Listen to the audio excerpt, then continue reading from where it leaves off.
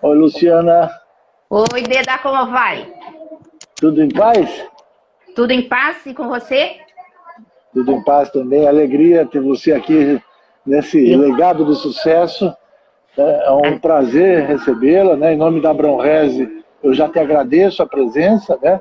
A gente está aqui com 17 horas e 59 minutos, vamos ficar aí uns 45 minutos conversando e quero que você, né, esteja bem à vontade para deixar todo mundo à vontade e a gente entender esse momento que a gente está passando, tá bom? Então, boa tarde, seja bem-vinda. Seja bem-vinda. Eu que agradeço o convite e é um prazer estar com você e com todo o pessoal da Abrão aí. Tá joia. Luciana, eu queria começar, né, falando um pouco de você, né, que tem uma história bonita, né? Você lá atrás entra na graduação na área de nutrição, aí Verdade. passa rapidamente, né, no Grupo Accor, né? Você entra na área de recursos humanos, passa uma década dentro do Grupo Accor. Dentro dessa década você passa aí nessa questão de estar se relacionando com pessoas e daquele momento até hoje o mundo vira de cabeça para baixo, né? Verdade. Fala um pouco dessa experiência para a gente. Tá. A Cor foi super importante na minha formação, eu não tenho dúvida alguma. Eu entrei na empresa por conta da minha formação, mas já com grande interesse na área de educação. A gente tem uma boa base na formação de nutrição, sobre educação, orientação nutricional, e eu já me encantei com a educação lá. A Cor, pelo tamanho, ela já tinha na época uma estrutura muito grande e eu sabia que numa empresa daquele porte, com uma cultura já bastante voltada a desenvolvimento, eu teria a chance de trafegar na área de treinamento, desenvolvimento e tudo mais. Isso aconteceu muito rapidamente. Eu atuei na área que a gente chama de operações, que é a área técnica de nutrição, por um ano. Sinalizei meu interesse em migrar para a área de RH. Em um ano eu fui para a área de recursos humanos. Foi muito especial, Deda, e eu fui entender isso quando eu saí da Cor. A Cor, por ser uma empresa de prestação de serviços, na época ela tinha por volta de 18 mil funcionários.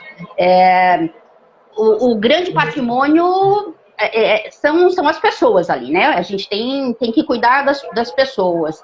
E então, por conta disso, o investimento na área de treinamento, a estrutura que se tinha já na época com uma universidade corporativa, de fato, não só um conceito de uma universidade corporativa, mas uma universidade física mesmo, um prédio com tecnologia, com os melhores mestres, né? A gente tinha as melhores parcerias. Eu fui entender isso quando eu saí, Deda. Então, ali foi uma escola fantástica, porque a gente tinha muita liberdade de pensar em metodologia, de pensar em como a gente, de fato, fortalecia as pessoas, entendendo que ali era o maior patrimônio estava ali. Quando eu saí da Cor, eu entendi o que a gente teve chance de exercitar, aprender com os melhores e tal. Saí por conta da consultoria. Na verdade, a gente queria fazer um movimento, daí eu e meu esposo, que é o meu sócio. Eu morava em Campinas, eu sou de Sorocaba, e tive uma filha, e daí isso começou aí a apontar e mostrar um desejo de me organizar de uma outra maneira, mais próximo da família, com um pouco mais de estrutura. Na época a gente viajava demais, o grupo é muito grande, então com unidades de negócios muito pulverizadas, e isso fez com que em 96 a gente viesse para Sorocaba. Hoje eu acho bem louco o que a gente fez, quando eu entendo que a gente decidiu vir para cá muito no escuro. Eu estava bem distante de Sorocaba, mas assim, a gente foi muito bem acolhido, né? E eu sou muito grata a Sorocaba, porque a gente conseguiu se aproximar de empresas como a Abrão-Reze muito rapidamente, que foram muito parceiras desde o começo, que nos acolheram, que acreditaram e que deram chance da gente desenvolver um trabalho ao longo desses anos. Agora, Luciana, vamos falar um pouco desse conceito, né, de recursos humanos, né? Por um período, esse termo recursos ele foi visto com um certo preconceito, né? Isso Verdade. Passou? Não, acho que passou porque a gente lida com muitos modismos, né? Então, se você olha para a área, então você vai pensar em talentos humanos, você vai ter inúmeras nomenclaturas, né? Que recurso é frio, né? Recurso parece que é técnico, você está falando de uma ferramenta de trabalho e não de gente, né? Então o peso é esse. Mas eu acho que isso não... Eu acho que nós tivemos várias ondas em termos de modismos, de mudar a nomenclatura disso, né? Então, ao invés de RH, muitas áreas elas têm a nomenclatura de DHO, Desenvolvimento Humano Organizacional, procurando tirar a carga, esse peso do recurso, mas eu acho que isso não é o mais relevante. Eu acho que mudar o conceito, a tratativa, o posicionamento da área é o mais importante. Bom, você começou toda a sua explanação da sua história falando do quanto, né, esse elemento humano ele é fundamental, não só para o elemento humano em si, né, mas para a organização. Né? Historicamente isso se dá, e a gente chega no momento que a gente está hoje, né, você aí, eu aqui, a gente, né, cada um né, no seu quadrado, vamos dizer assim. Isso está afetando as pessoas, né? E você lida com pessoas. Como que você tem tratado o fato de estar, de fato, afetando as pessoas desse isolamento? Ok. O que a gente pode observar, num primeiro momento, junto aos nossos clientes, é que, assim, decisões importantes precisavam ser tomadas, Deda, né? Com relação ao negócio e tal. Tudo muito rápido. Então, quando a gente se depara com negócios fechados, por exemplo, a gente nunca tinha passado por isso, né? Então, a gente trabalha muito com varejo, por exemplo. O varejo, em outros momentos de crise, ele foi muito importante na nossa história. A gente trabalha muito com a indústria também, Deda, mas em alguns momentos de crise muito forte, o varejo, de alguma maneira, ele tinha alguma regularidade, por mais que ele fosse afetado, falando em termos das áreas de apoio, de contratação, de treinamento, a gente ainda tinha uma regularidade. Quando você fecha a porta, você tem decisões importantes sobre o negócio a tomar. Agora, passado esse tempo, que eu acho que até de alguma maneira as pessoas já estão entendendo, ainda acho que a gente tem uma situação de insegurança enorme, mas pelo menos as decisões de um primeiro momento já foram tomadas, e o que a gente vem fazendo agora, junto aos nossos clientes, como a gente vai cuidar das pessoas, né? Porque o que a gente está percebendo primeiro, que as lideranças não foram preparadas para trabalharem com equipes que estão muito mais vulneráveis, estão muito mais fragilizadas. A gente, numa reunião na semana passada, a gente fez um questionamento para um time de líderes, né? E a primeira pergunta, e aí? E os seus times? Como estão os seus times, né? Porque a gente vinha fazendo as reuniões para falar de números, o que a gente faz de ação, quais são as estratégias e tal. E Deda foi surpreendente, porque uma das gestoras que ela é extremamente robusta, forte, firme e tal, ela foi a primeira a se manifestar e falou, olha, está muito difícil. Está muito difícil, as pessoas estão inseguras, têm medo, têm uma sensação de ameaça. E daí, muito rapidamente, ela falou, está difícil para eles e está difícil para a gente também. Então, num primeiro momento, quando você me pergunta como lidar, o que a gente faz com isso, a primeira questão é que a gente tem que prestar atenção. Né? Nem todo mundo faz isso, eu acho que alguns fazem isso com muita habilidade, Deda. Quando a gente olha para as lideranças, eu acho que tem líderes que conseguem enxergar com muita habilidade o outro, prestam atenção no time, conhecem o time, conseguem fazer uma leitura muito adequada, outros menos, né? Outros enxergam e leem com menor competência o time. Então, de cara, eu acho que a gente tem que fazer um exercício e falar assim, calma, cuidado, está todo mundo sendo testado em novas fórmulas, respostas, estratégias, tecnologias para acessar o cliente, para continuar vendendo, para manter o negócio, mas presta atenção no time, né? Como estão as pessoas? Porque por trás cada um tem uma história. Tem um marido que né? Que está sem emprego. Luciana, me permite interromper. Eu não sei se você joga futebol, entende de futebol, mas eu vou falar que é uma coisa que eu gosto. E todo mundo, de algum modo... Aliás, eu gostava mais daquele Brasil que tinha 200 milhões de técnicos do que 200 milhões de médicos, né? Essa coisa de médico tá uma chatice. É verdade, enfim, é verdade. Você disse uma coisa que é assim, ó, num time de futebol, quando se monta o time para um campeonato, então você monta um time pensando, olha, eu vou ganhar o campeonato, Dependendo do seu potencial, vou montar o time para não ser rebaixado naquele campeonato. Eu vou montar o time para me classificar ali naquela faixa que vai me permitir jogar um outro campeonato. E você tem dentro dessa sua equipe determinados líderes. Então eu tenho um líder, de acordo com o meu objetivo, eu tenho um líder. Então a gente tem o campeonato lá. De repente, e é o que a gente está vivendo, mudam as regras. Né? Aquele campeonato que eu queria ser campeão, já não é mais isso. Eu já não quero mais que o meu time cair. Como que você se desperta para captar esse novo líder? Porque o líder, para você ganhar um campeonato, era um. Mas o que você me deixa claro na sua resposta é que você precisa de um outro líder. É o líder, não aquele que era capaz, mostrava toda a sua força para o time lá ganhar. Mas é o líder para não deixar o time desandar. Boa, é isso que você... Boa, Deda, é isso. Eu acho que quando a gente mapeia perfil, né, de líder, dos líderes fica muito claro, é exatamente o que você falou.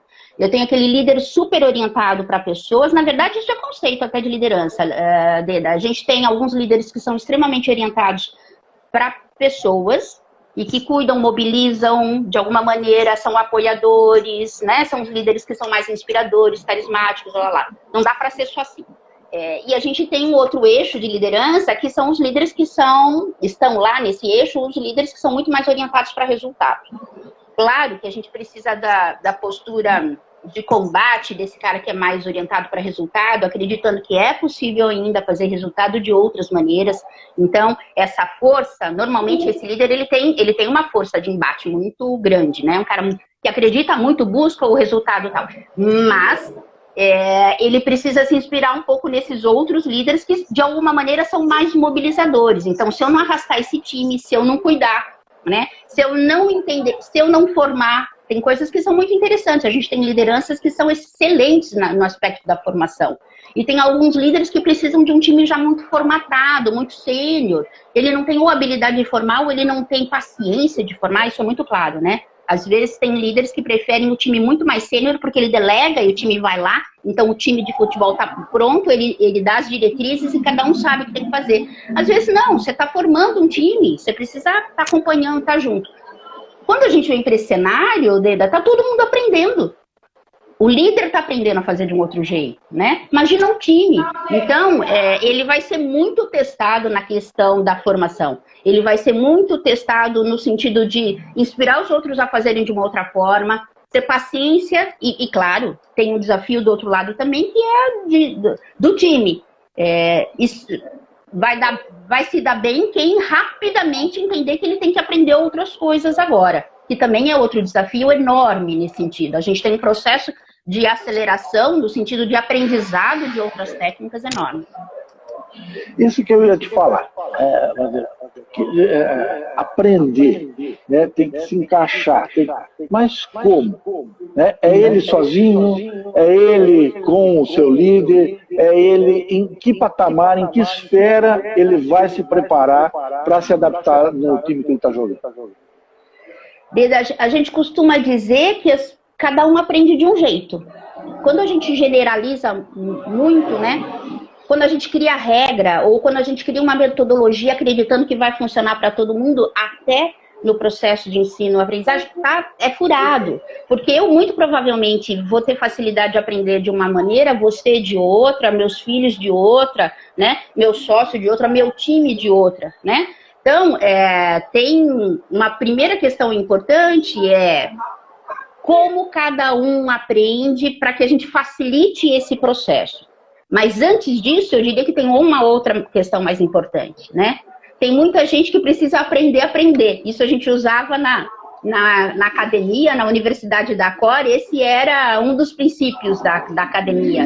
Lá atrás, na década de 90, né? É importante aprender a aprender. As pessoas desaprenderam a aprender, né? Então, assim, tem algumas pessoas que foram construídas. A gente brinca que elas são impermeáveis ao conhecimento, à nova tecnologia, né? Elas estão lá fechadas. Então, a gente também tem que aprender a ler isso, mas tem que ser um movimento do outro. Então, assim, eu entendo que tem um processo. Quando você me pergunta em qual patamar, Eu acho que as pessoas muito rapidamente, daí estou me referindo a todo colaborador de empresa, todo autônomo, qualquer profissional, ele tem que entender que ele tem que fazer um movimento sozinho, né? Essa coisa de esperar que o outro faça por ele, que o outro direcione o aprendizado dele. Então, primeira coisa, ele tem que buscar. Nunca a gente teve tanto conteúdo disponível, tanto bom conteúdo disponível, né? A gente tem muita informação. Claro que você tem que ter uma seleção nessa história, mas falando de conteúdos mesmo, aí de grandes instituições que liberaram. Então, primeira coisa é cada um tem que fazer o seu movimento, começar a entender quais são os conteúdos importantes para ele nesse momento. Ele fazendo o movimento dele mesmo. Ele com essa iniciativa. O gestor tem que entender para aquele time, para aquela área, para aquele negócio, quais são os conteúdos importantes e como ele se torna um facilitador, né? Então, esse líder, hoje, ele vai ser super testado no desempenho desse papel, que é o papel de facilitar o conhecimento do outro, né? E em outro patamar, eu acho que tem o patamar da própria empresa. Entender o que ela pode disponibilizar também, como ela acelera esse processo. Então, eu acho que acontece mesmo esse processo de aprendizagem, ele vai acontecer em níveis diferentes. Mas começa com ele, entendendo que ele pode buscar informação e conhecimento. Bom, a gente está conversando com a Luciana Vilela, né, que é consultora de RH, aqui no espaço Legado de Sucesso da Abrão-Reze, e a gente falou com a Luciana até agora, né, sobre essa questão da liderança dentro do time, né, o time que está estabelecido dentro de uma empresa, o jogo que muda, a liderança que muda, o talento que tem que se adaptar ao novo jogo. Agora, esse é um momento de oportunidade, quem está fora e quer entrar no time. Você, o seu papel é fazer essa ponte entre as empresas e o mercado. Como que está esse momento, qual que é essa relação? Fala um pouco sobre isso, tanto do ponto de vista da empresa que está buscando talento, quanto de alguém que está buscando uma oportunidade de entrar em algum time. Ok. Por característica da consultoria, agora não falando de análise de mercado, mas falando um pouco da percepção do mercado enquanto consultoria, ok? Da nossa realidade. A gente não trafega muito no que a gente chama de vagas de base. Então, a CIT-RH, ela atende bastante vagas administrativas, especialistas, e em alguns casos, como na própria Abrão-Reze, a gente trabalha em toda a extensão, do lavador até possíveis vagas gerenciais. Para o mercado da indústria, a gente trafega muito mais em vagas de especialista, vagas administrativas para cima. Surpreendentemente, olhando um pouco o mercado, num primeiro momento a gente falou a indústria, como em outras crises, a indústria vai parar, porque a gente tinha essa percepção muito rápida, né? O reflexo era muito, muito rápido. A gente tem tido um movimento e uma demanda da indústria, curiosamente, Deda, curiosamente. Não de vagas de base. Hoje, por exemplo, a gente fechou uma vaga bastante estratégica de uma multinacional americana. Foi uma vaga aberta há mais ou menos 15 dias atrás. A situação toda já estabelecida, o cenário já era esse, né? Quando eu conversei, na verdade, no briefing dessa vaga, quis entender um pouco do cenário. Essa empresa em especial, ela não passou por nenhum corte, ela caminha e eles entendem que vão conseguir sustentar a estrutura. Então, muito provavelmente, falando de mercado, a gente talvez não tenha expansão de quadros, né? É pouco provável que a gente tenha aumentos de quadros, mas o que a gente deve ter, sim, como em outras crises, uma seleção natural. A gente vai precisar de time performando muito, Deda. Então, as oportunidades estarão no sentido de que quem está dentro de casa não está performando, não está entregando melhor, e daí a gente vai para o mercado buscar. Então, eu acredito que, como em outras crises, a gente deva ajustar times e deverão surgir oportunidades para substituições em função de baixa performance. Pelo menos no curto prazo, eu acredito que é isso que deve acontecer. Que conselho você dá para quem está lá esperando essa oportunidade? Que treinamento que ele tem que fazer? Nesse período de pandemia, que exercício que é importante que ele faça, na sua opinião? Tá. A gente trabalha com um programa, que é um programa de outplacement, Deda, que quando é outplacement, a empresa nos contrata, quando ela demite alguém, para dar suporte nessa transição. Então, a gente chama de programa de transição profissional. Numa situação normal, essa pessoa que está buscando, ela já tem inúmeros desafios, inúmeros, né? E eu diria que, além de conseguir se organizar, entender quais são os seus melhores conteúdos, mapear suas competências, ter clareza do que ela é capaz, ter estratégia na busca. Às vezes a gente percebe que o profissional, ele dispara e coloca expectativas em posições que não são aderentes à realidade dele. Então, ter uma estratégia, entender quais são as suas competências, entender da sua história, né? Quais são as melhores qualificações, traduzir isso num bom currículo e ter uma estratégia de busca, entender quais são as empresas que podem ter interesse na minha história, na minha bagagem, no que eu trago. Eu acho que esse não só para agora, isso sempre, né, em todo momento, para aquele profissional que está buscando uma recolocação importante. Nesse momento, eu não tenho dúvida que acelerar esse processo de aprendizagem em cima do que a gente está falando, então, está muito confortável no sentido de uso de tecnologia. A questão de tá muito confortável com a questão do idioma, se não tinha aposta nisso, vá buscar com velocidade, né? Então, tem a tecnologia seguramente, eu acho que se tem alguma dificuldade com tecnologia, eu acho que é importante que essa pessoa se aproprie rapidamente, e daí, claro, se a gente pega um perfil, uma faixa etária aí, dos 20 aos 30, tem uma facilidade e tal, quando você pega profissionais mais velho e que tem toda a possibilidade de entrada no mercado, né? As pessoas nos perguntam muito sobre a questão de idade e isso mudou muito. A gente entende que o profissional aí acima dos 40, dos 50 tem total possibilidade de vir para o mercado, mas nesse momento esse profissional especial vai ser testado no aspecto do quanto ele está plugado, do quanto ele está fazendo uso e familiarizado com todos os recursos que hoje vão ser imprescindíveis, e eu acho que isso não muda. A gente vai continuar usando a tecnologia da mesma maneira. Agora, Luciana, eu queria que você falasse aquilo que eu acho muito importante dos dois pontos de vista, né? De quem está querendo entrar no mercado, de quem está dentro já do mercado. Você falou do profissional olhar para as suas competências e suas habilidades.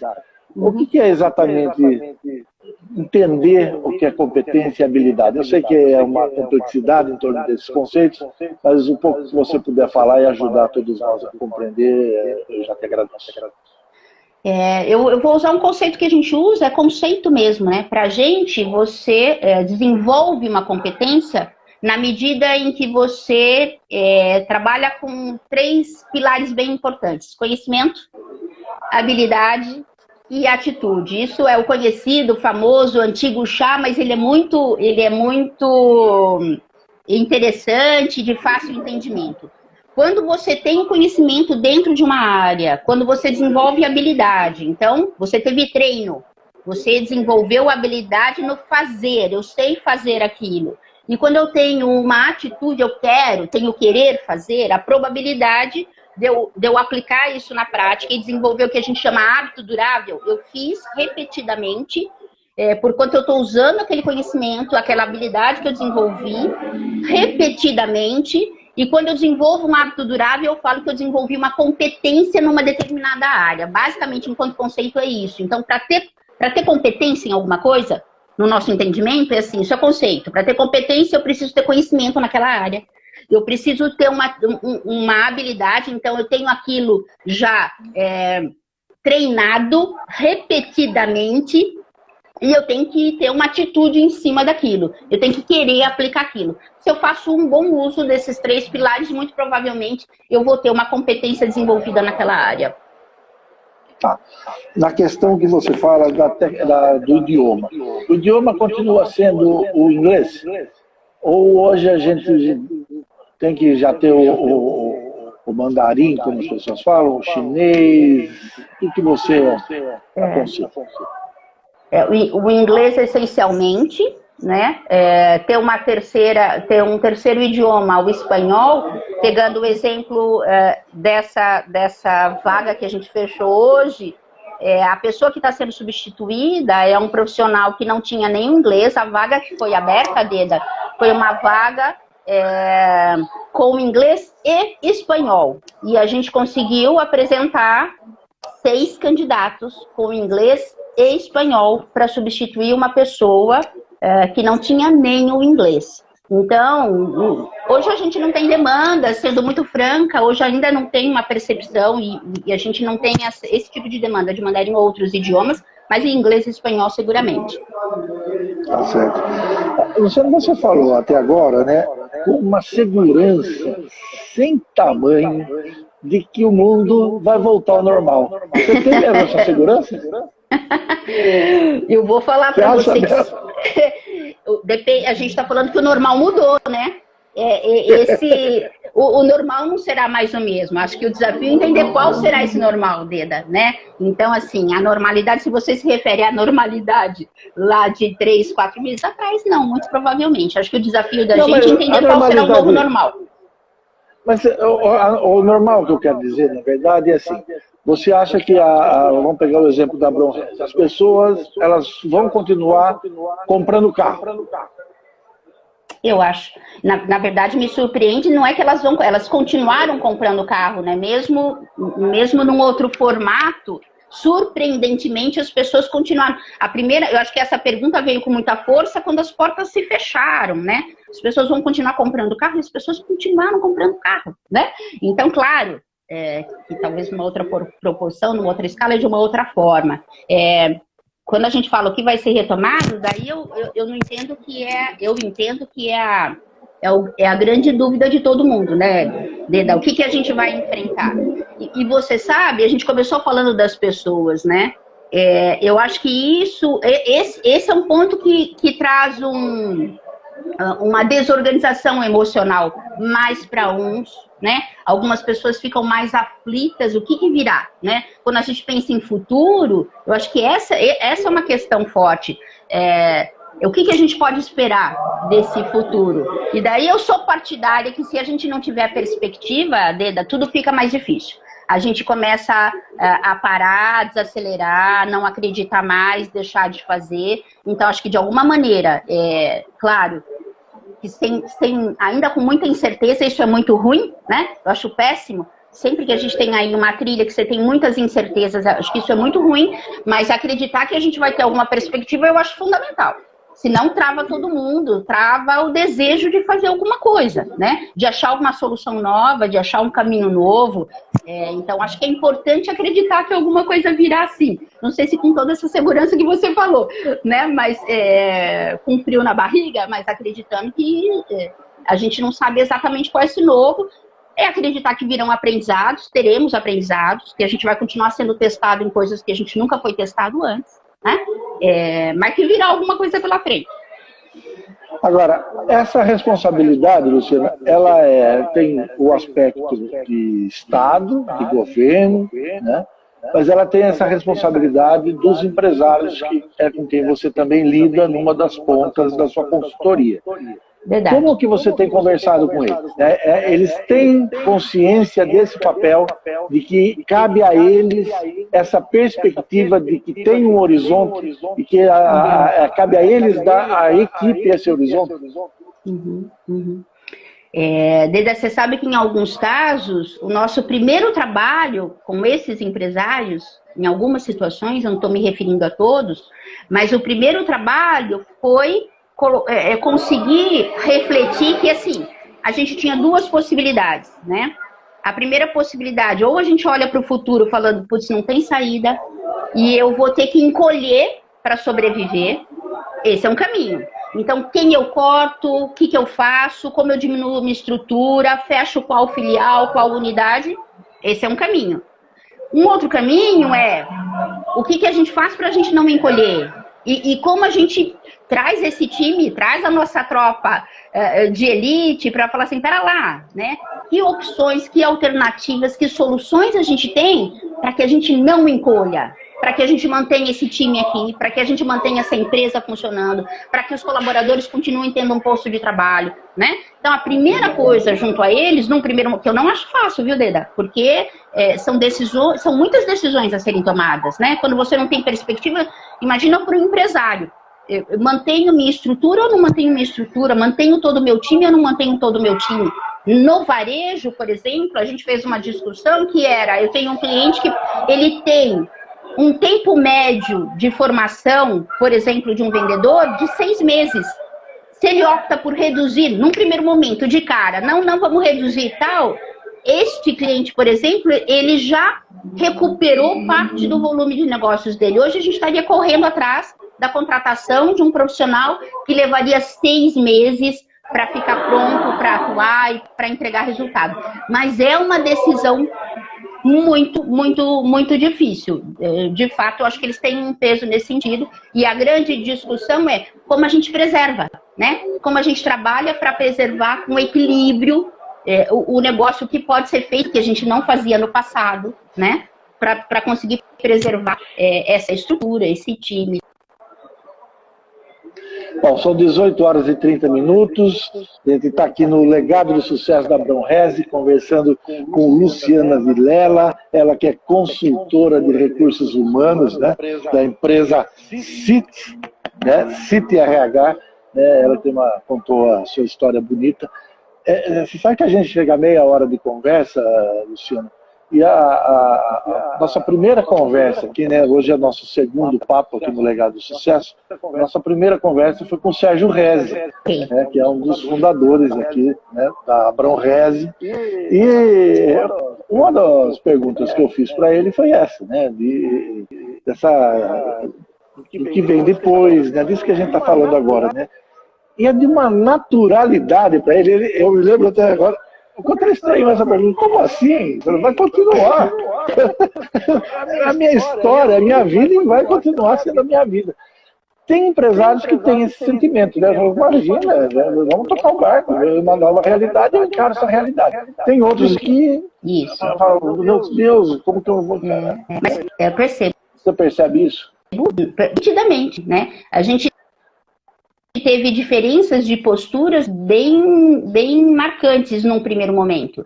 A gente teve aquele que, num primeiro momento, foi mais radical nas suas decisões, entendendo não, é alguma coisa sem precedentes, e a gente tem que se organizar, porque a gente nunca viveu isso, e daí, com uma visão um pouco mais caótica, né? E daí tem outros com uma serenidade. Eu diria que a serenidade do seu Sérgio vem da história dele, vem da maturidade, eu não tenho dúvida, né? A gente fala que o tempo tem que trazer alguma coisa de muito bom, e o que vem é a sabedoria, né? De muito bom é essa serenidade diante de situações inesperadas como essa. Então, eu não tenho dúvida que essa história, esse peso, ter passado por tantas outras coisas, dão essa certeza e essa tranquilidade ao seu Sérgio. Talvez que num empresário novo, a gente mais jovem, talvez a gente não encontre ainda.